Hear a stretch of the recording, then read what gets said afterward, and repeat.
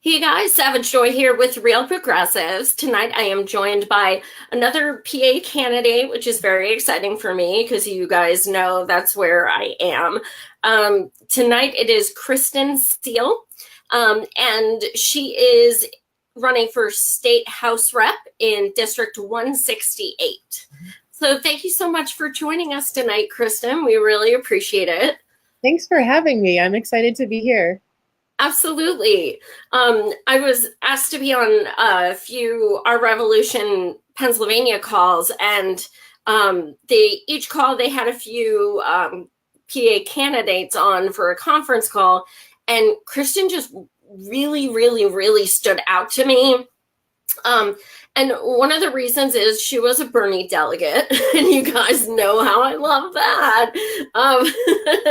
But so now it also says that you are endorsed by the Philly DSA, which is really exciting.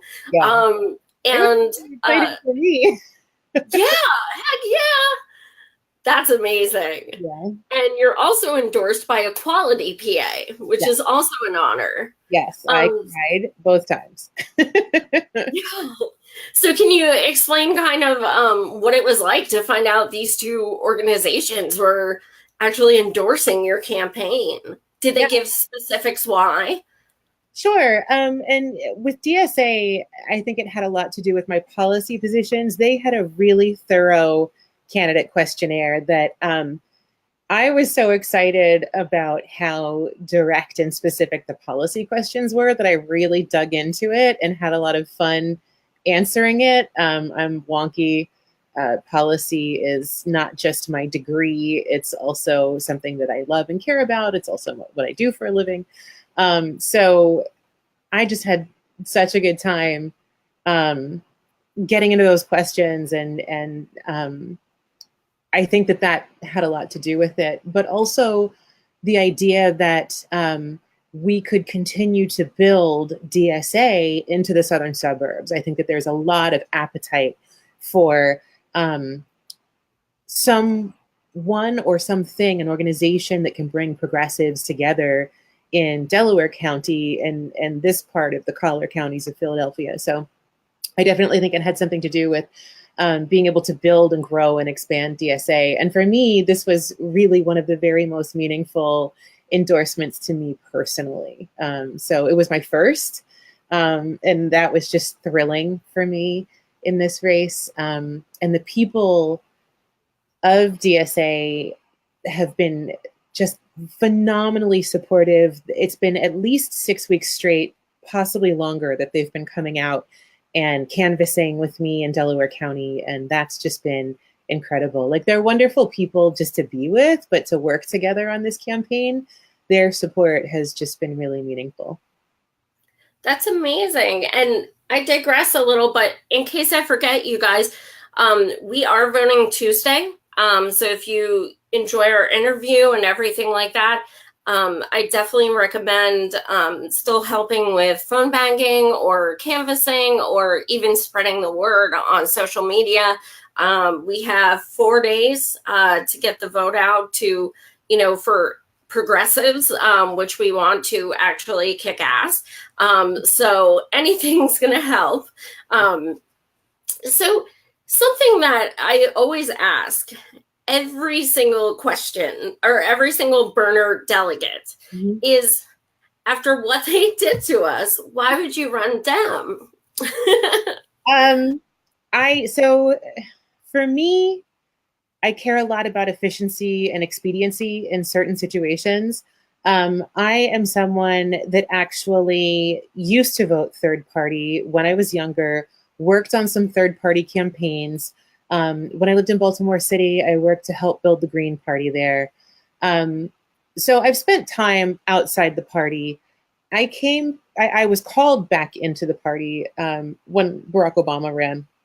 For me, it was a really critical time when we had an opportunity to elect the first person of color president. And that represented a lot of important things for me, especially as someone that grew up in Baltimore. So I found myself staying because the longer I had that deregistration, the more that I started to like the idea of a big tent party, and the more that I started to feel like, at the time I was living in New Mexico and I was doing a lot of work on poverty issues in my day job.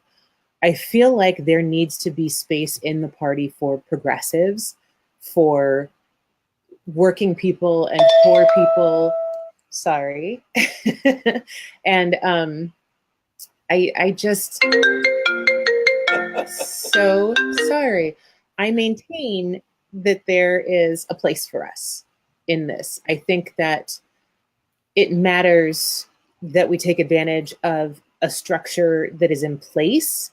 I think that there is a large enough amount of millennials coming alive and awake and engaging in politics right now that we actually have a real opportunity to claim our space and make this in our own image if we work together. So I was not Dem exit because I felt like there's work to do, and I wanted to see that through. I wanted to dig in and do the work and see if we can claim a space in this party, and we'll see.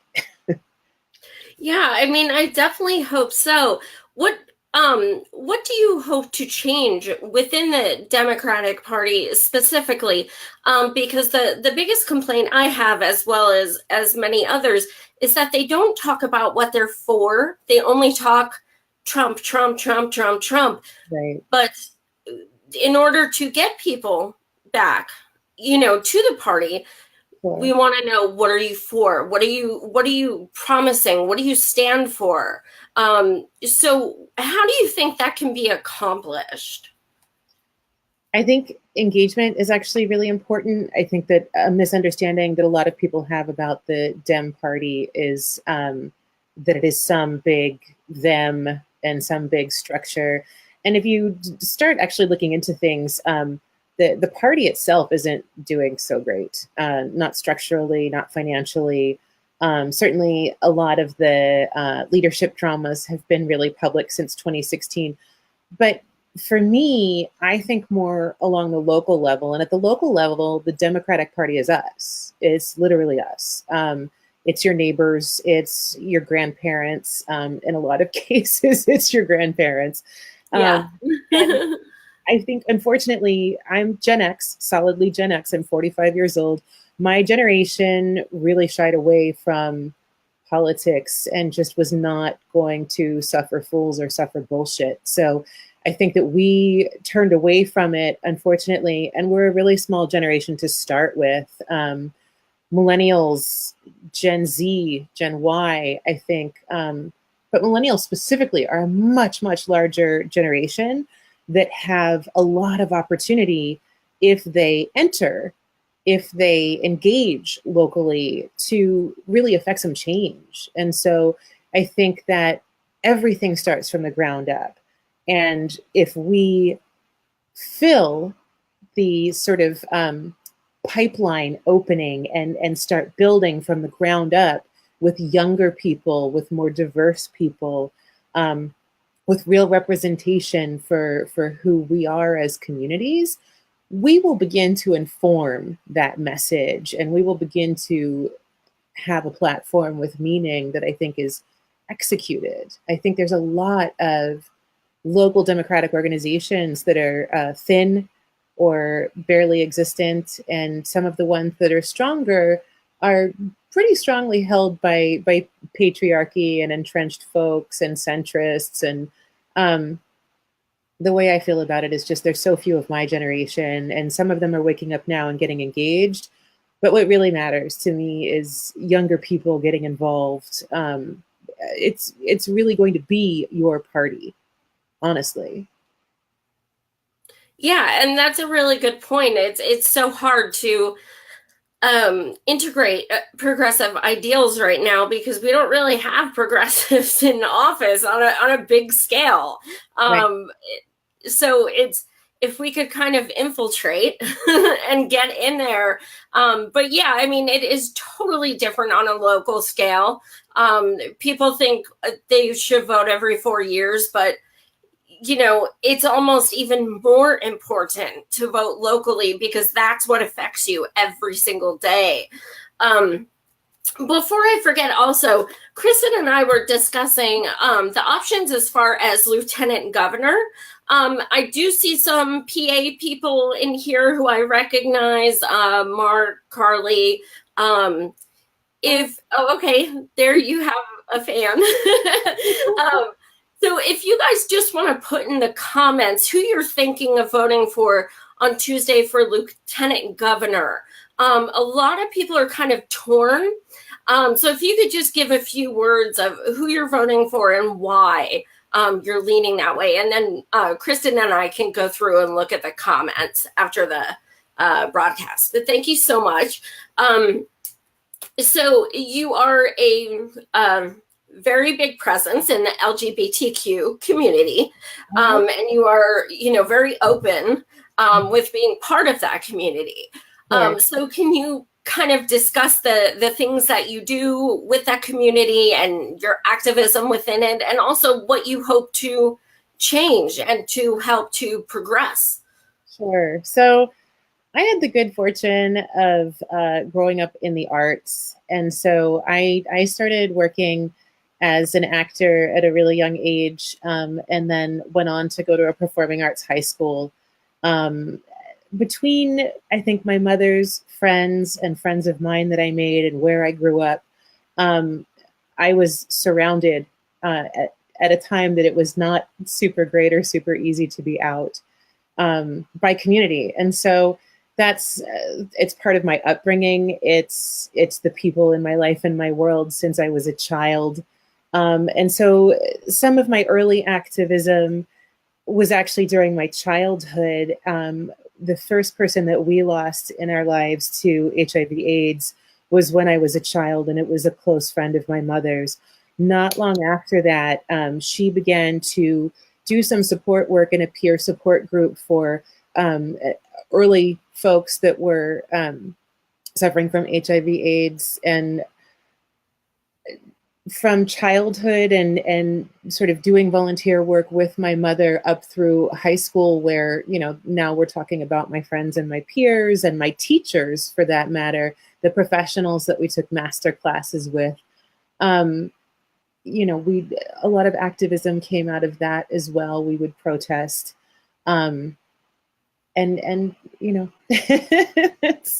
had a really interesting upbringing where I had a friend whose mother and several aunts were gay and were a part of the First Lady Bar that opened in Baltimore. And I had another friend that I went to high school with whose mothers opened up Lambda Rising, Baltimore's first lesbian bookstore. And so I have just sort of a thread ongoing throughout my life. I was raised up in my community by some really amazing, strong gay women and men, and queer women and men, and trans women and men. And so it's taken different paths in my life. There was a time that I worked with one of the founders of something called the Baltimore Prevention Coalition, who's just an amazing woman that was bringing together all sorts of different disparate community organizations across Baltimore that were providing different services to make sure that that everyone was efficient, right? No one was redundant. Nobody was providing services on the west side that somebody was also providing on the south side, and people were working together to share resources. So they developed a support group called Ladies Tea that was for transgender sex workers. And we ended up, I brought a bunch of people from my old profession in film and television together to work on a documentary about Ladies Tea. They were really inspired by Paris is Burning, and they wanted to tell their story about the camaraderie and support they had found with each other. And it was just really, there's ongoing threads throughout my life. I have more than one friend that is raising a transgender child. I have friends that are attorneys that defend folks in the LGBTQ community. So it's my world, and it informed my growing up years as well. That's incredible. I was talking to my friend about this the other day. I cannot fathom growing up knowing what activism was and everything, I would be a different person. Yeah, So that's incredible. that's all my mom.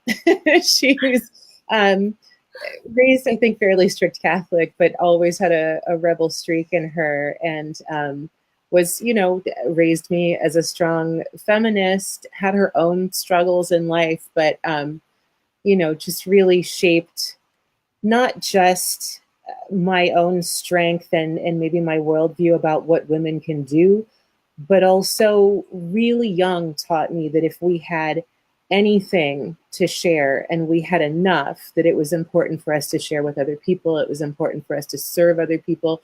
And she made a real distinction for her spiritually between the difference between helping and serving. Service being actually uh, working in service to other people, helping being maybe something that's a little bit more ego driven and self satisfying and isn't necessarily informed by someone in need, but is your sort of like white savior complex flying you into, I don't know what. But And getting a paycheck. yeah, Yeah. I was, since I was a toddler, I was on her hip while she was volunteering here, there, and everywhere. So it was just part of how I was raised. That is so awesome. Also, you did kind of loosely mention what you did for your career. Can you kind of expand on that? Yeah, ask the question again. I got distracted by the chat for a second. Sorry. Distracted by what? The chat. Oh,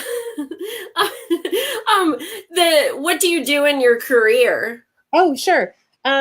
So I have a master's degree in public administration, and before that, my undergrad is in public health.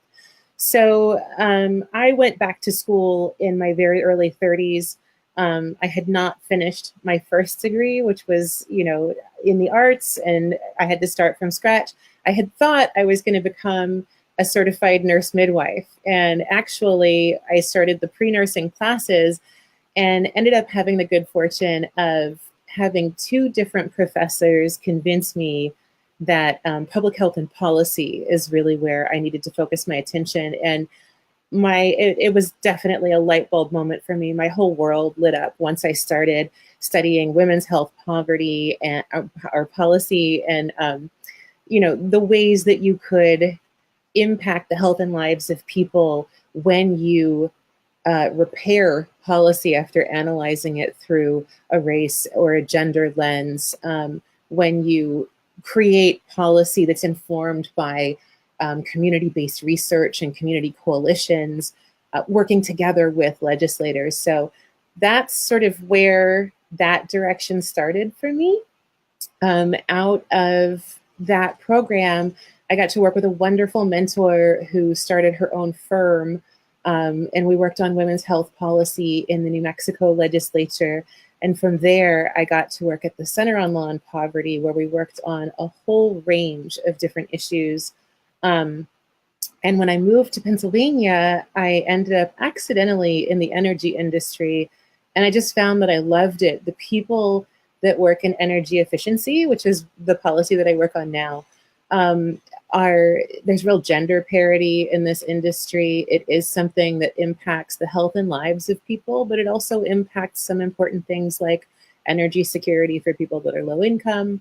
I find that there are a lot of really bright, solutions-oriented, committed people in my industry that I really love working with. So the work we do has an impact on literally everyone that lives in the Commonwealth, but also everyone that lives in the country, because Pennsylvania is the third largest energy generation state in the US, which makes us the third largest opportunity to stem climate change. So there's a lot that we can do that has far-reaching impact when we work on energy in Pennsylvania.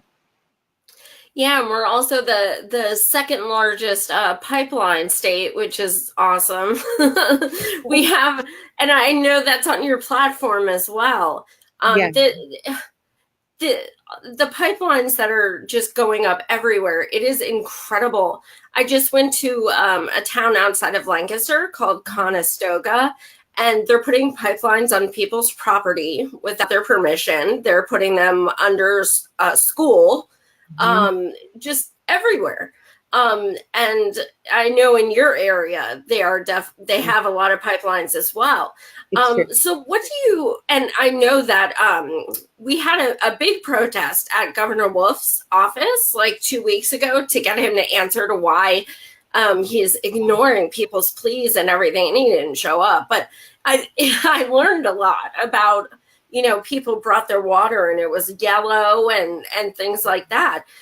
So should you get elected, what things do you think we can work on to, counter what they're doing to our land and our environment? I think that we can work on having more specificity around what can and cannot be taken by eminent domain in this state and what is private property. I think that we can work on making sure that the Department of Environmental Protection is fully funded and fully staffed. This has a little bit been a war of attrition where you can weaken that agency by making sure that there are not enough people protecting communities and keeping companies like Energy Transfer Partners compliant with the law and compliant with their permits. I think that we already have protection via our state constitution. So this actually starts to be another compliance issue. Bringing people into compliance with the law and with the state constitution is something else that we can work on at the legislative level. And one of our teammates, Mark, actually read my mind. How difficult has it been working with PA legislators who, take money from fossil fuel companies? So that's a really interesting thing, and I'm not going to get too inside baseball about it, but I have found great success in meeting people where they are, finding out about what they're interested in and what they care about, and starting our conversation from there, finding where we have common ground. And I don't mean like people's grandchildren or whatever their favorite, hobby sport is. I'm talking about, policy-wise, where can we find some common ground? We've also had some really great success in framing things properly. Sometimes you have to speak people's language. Sometimes you have to speak to what they care about. And in a lot of cases, what legislators care about is what's happening in their district to their constituents and what benefits their constituents in their district. And that's usually a good place to start. In my line of work, we make a jobs and economic argument for what we do. Sometimes that's what people can hear. And so I think that if you are strategic, I think it's a little bit about being strategic and not reactive. You have to be able to sit across the table from someone that you do not agree with, that might even be bought and paid for, and still try to see if you can have a conversation. I'm not saying it always works, but we've been pretty successful. I would suck at that, but that's impressive if you could do that. Like that's amazing, because that's a good point. You have to work with everyone, regardless if you agree with them. Especially in a legislature with a Republican supermajority, if you can't sit at the table and find compassion and common interests with Tea Partiers, how do you really think you're getting anything done in this legislature? Absolutely. And speaking of jobs, that was a very good point as well, that keeping people understaffed. That's a really good point.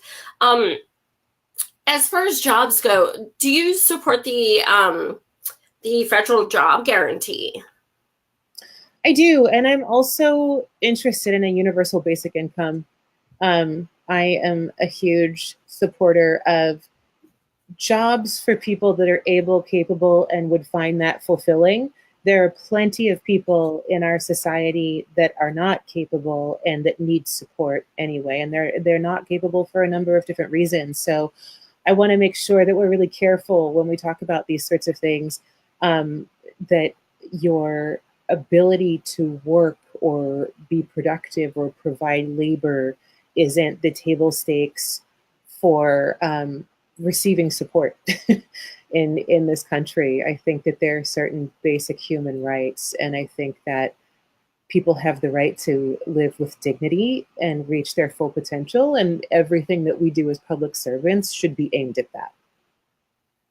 Yeah, the downside of UBI, when you look at how it's worked in other countries, is that they actually cancel all other programs. So no Social Security, no, anything like that. It's all canceled out, and then you get the basic income.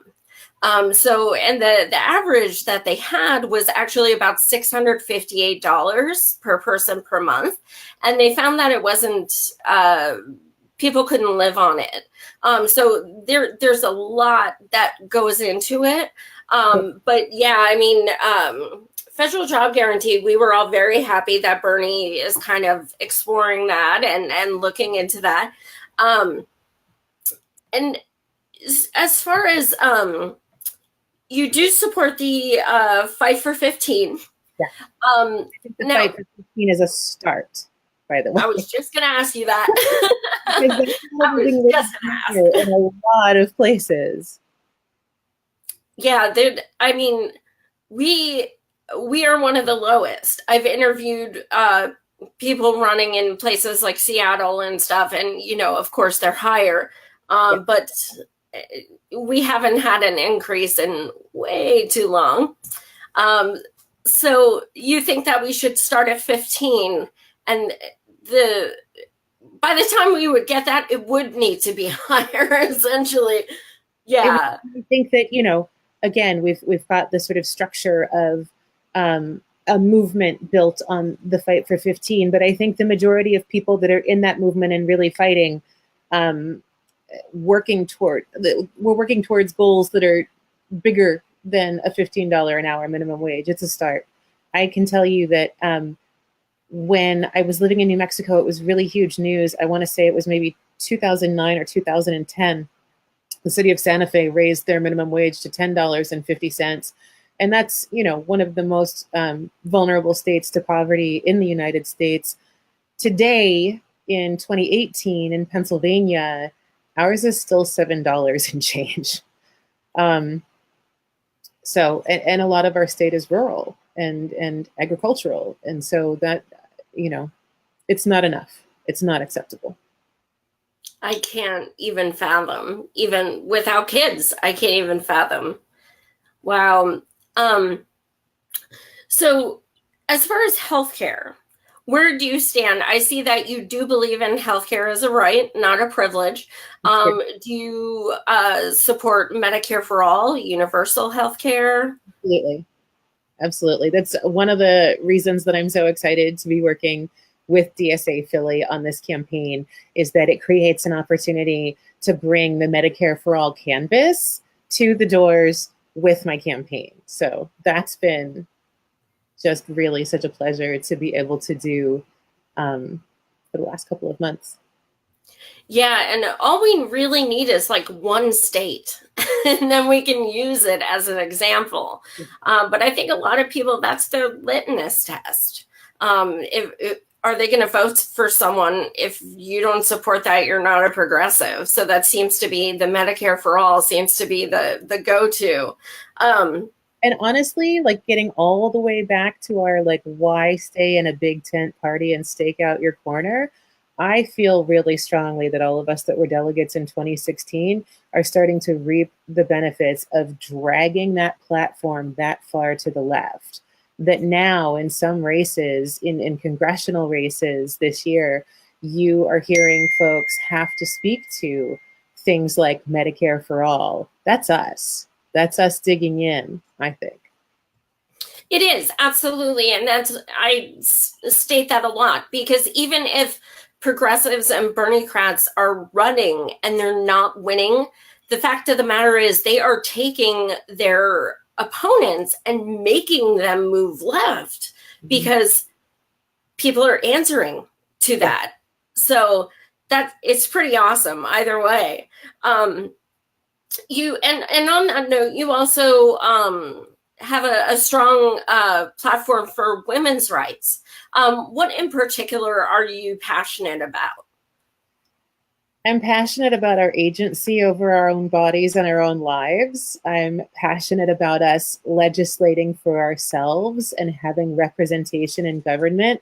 Something that I'm really excited about that happened this week is the FEC putting out a ruling that childcare can be covered by campaign funds. This is the kind of legislation that I'm interested in, and I'll tell you why. One of the reasons that we don't have a lot of women in leadership in government is because they do exactly what I have done. I have one child in college that's about to graduate. I have another that's about to start high school.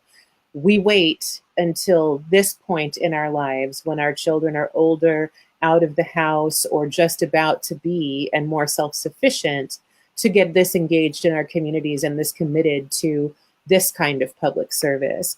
What that means for somebody like me at age 45, you've got to think about, let's say I enter the state legislative body at the House. How long do you think it takes for me to become House leadership?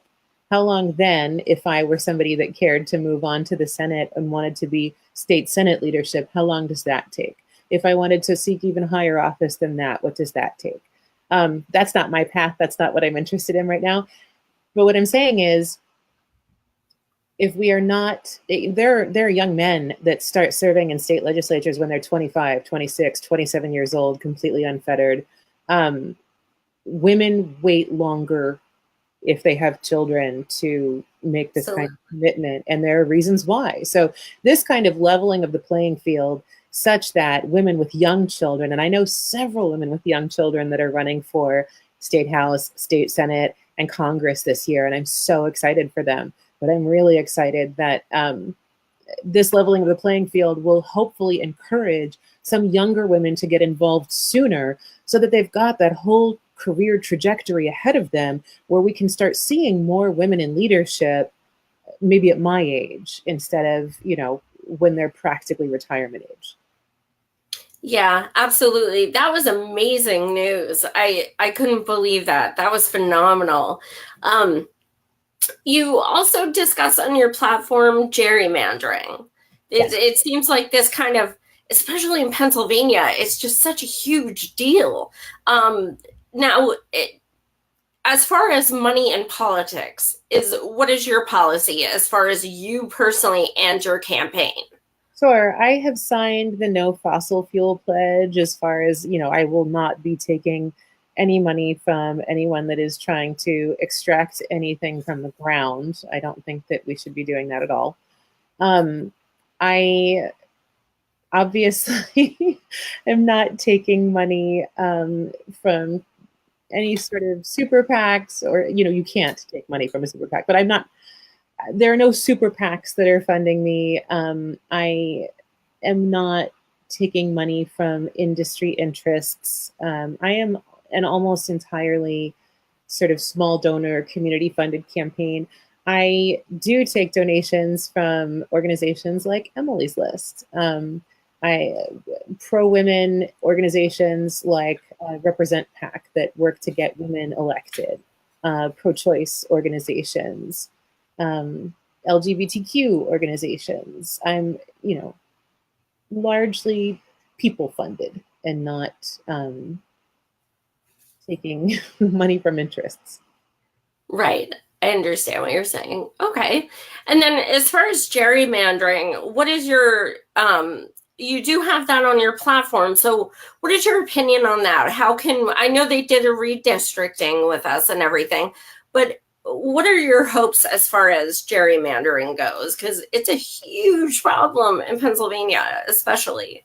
Sure. And there's something that has been on the table for a couple of different legislative sessions here, which is an effort to try to shrink the size of the legislature.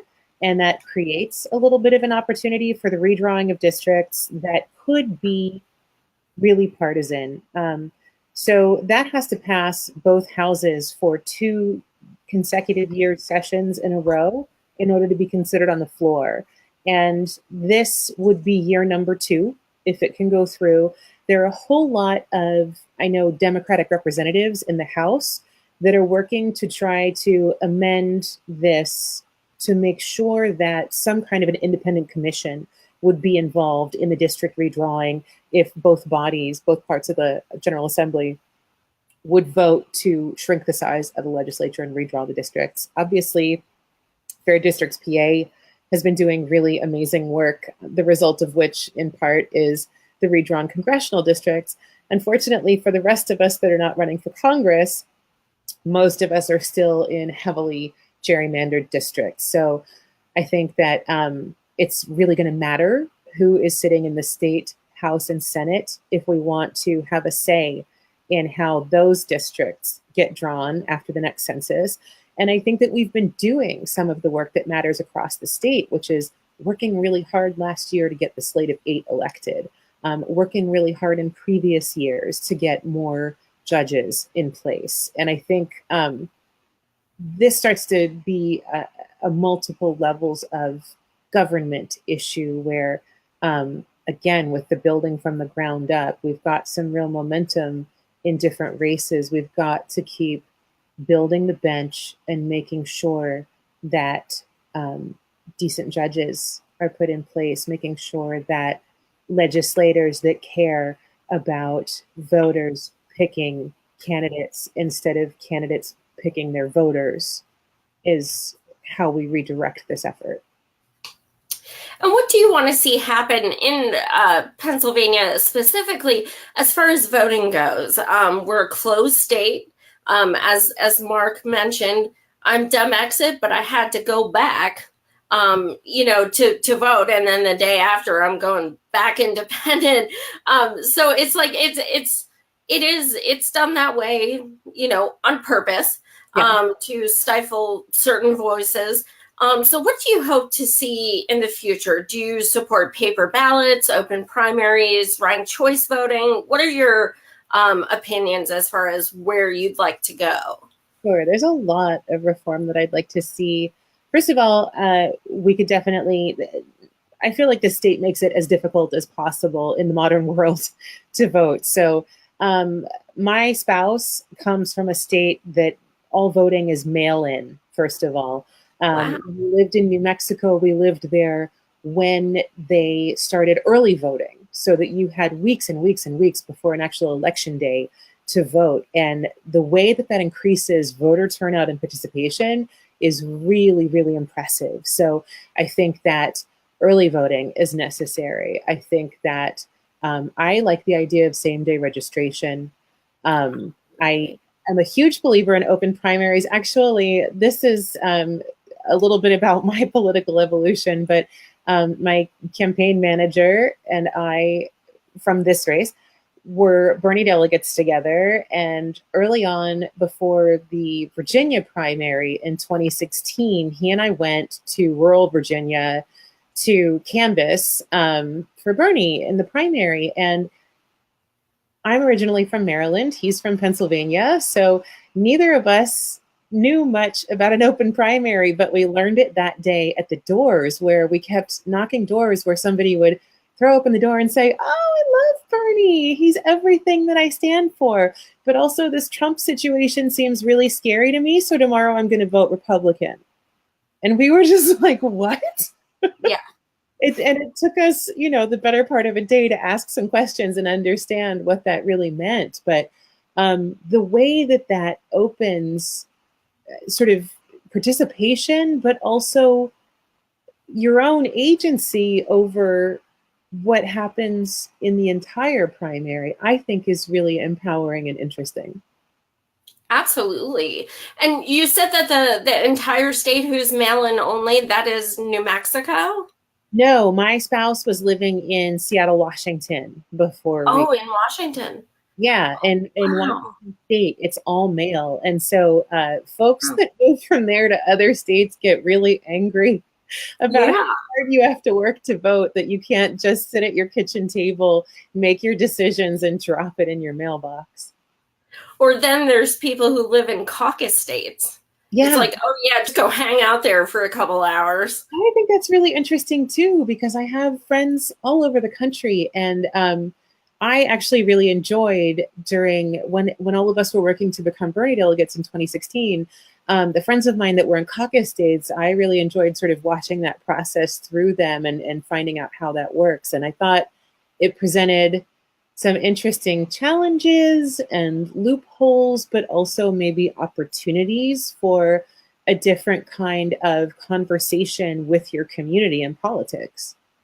Yeah, that's definitely a good point. I love hanging out with burners, so I would definitely consider that part of party.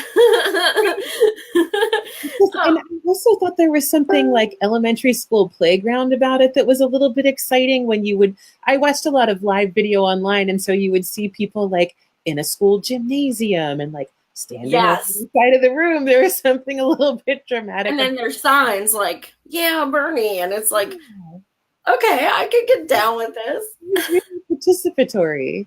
It was absolutely.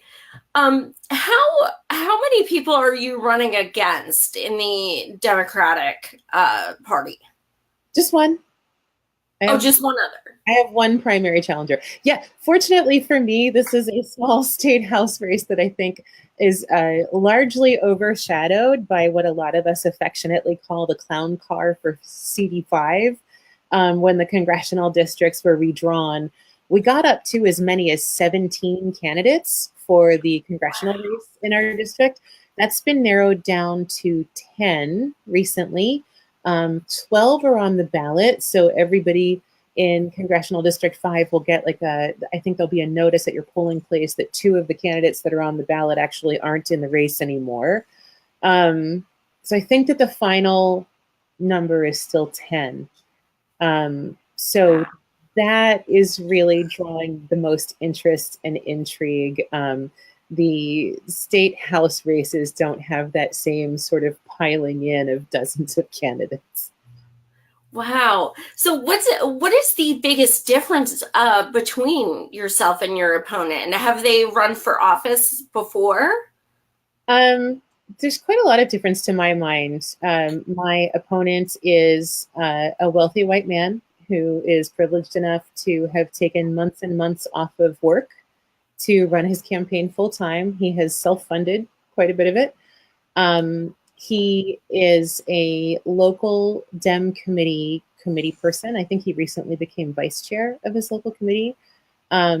He is a borough council person. I think that he has won that seat with less than 400 votes. Last year during the Delco Blue Wave, when we took seats, myself included, I flipped a seat that was never held by a Democrat before on a school board. Historic seats were taken in, our county has a real, they used to call it a war machine. There's a Republican stronghold in our county, and their sort of mechanism has been in place since the Civil War. So there are lots of seats that have never been held by a Dem. So during that blue wave year, when we flipped 2 county council seats and 3 row offices and all sorts of other school board and council seats all over the county, my opponent was running the campaigns of several candidates, 2 of whom were well-liked female incumbents on his borough council, and they all lost during the blue wave year. So I don't feel like he's particularly skilled in this arena. I was the top vote getter for my delegate seat. I won an historic number of votes in my school board race for the history of that race ever last year. And I won with the most votes of any of the other candidates in both my primary and my general. And I feel really strongly that the way that I did that, honestly, was direct voter contact. I spent a lot of time at the doors and a lot of time on the phone, and I spent that time listening. So I think one of the dramatic differences between us is that I have a degree in public policy and public administration. I have spent the better part of the last decade working in state legislatures. I've worked on successful bipartisan community-informed policy, and we've actually had a lot of success since I took my school board seat. So I feel really well qualified for this position, and I feel like I've got a skill set to bring to it. My opponent is a scientist and an intelligent and super nice person, but I don't feel like I am feeling really exhausted of this assumption that qualifications don't matter and that we should just expect that anyone can show up on day one and do a good job if they're smart or if they're driven. I do think that there is a degree to which um, not being a career politician, but having some level of experience, understanding when the session is not, what each house does, who the leadership is, all of those things do matter if we want to hit the ground running day one. But if you don't understand how policy moves through committees and out of one house and into the other, and how you rectify, what comes out of each house if you're trying to build one policy, there's a lot that goes on that's complex and difficult. And we're already faced with this really partisan, really polarized legislature right now. So I think it requires a certain kind of emotional intelligence and maturity. And I feel like those are all things that I bring to the table, that I've got some skills and experience and some ability to communicate with people that gives me a strong advantage in this space. So I think those are some of the major differences. And of course, I'm the woman candidate. I'm the LGBTQ candidate. There are a few, if I win this seat, when I win this seat is what I'm supposed to say. I would be the first openly LGBTQ woman ever elected to this legislative body. I would be the first Democrat to hold this seat and also the first woman to hold this seat. So I think, Really? Wow. a woman has never held this seat. So Wow. I think that distinguishes me as well. One of my guests said that Pennsylvania was like 48 or 49 in the states with women in political positions. We are 49th in elected women. Oh my God. Yeah.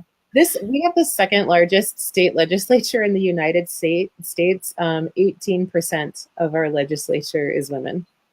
So we've never had a woman governor. We've never sent a woman to Congress.